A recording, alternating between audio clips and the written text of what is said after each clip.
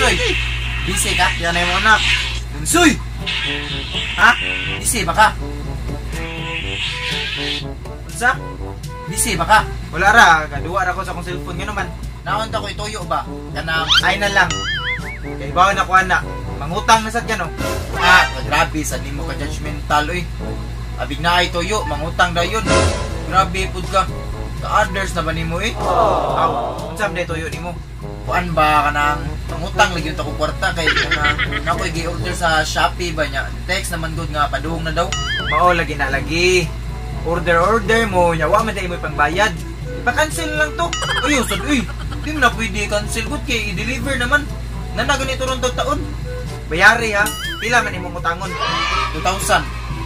2,000 times ha.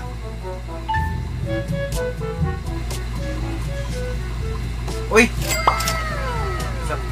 1.5 ram ni akong kwarta nga ni. Okay ni lang oh. Oh sige, kini lang.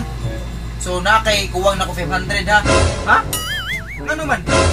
Di ba 2,000 akong utangon? Oh, Nya pila imong gihatag? 1.5.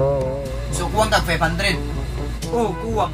So sa ato pa, na kay utang ako 500 ha. Oh, naa.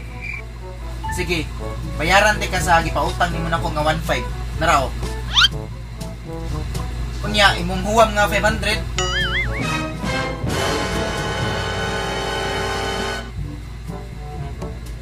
Oh, Ana ba?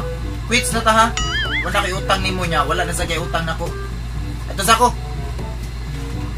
ahak ka. Alkansi mo ko ato ba? Kabayad man ninong kong 500 nga ako may giutangan.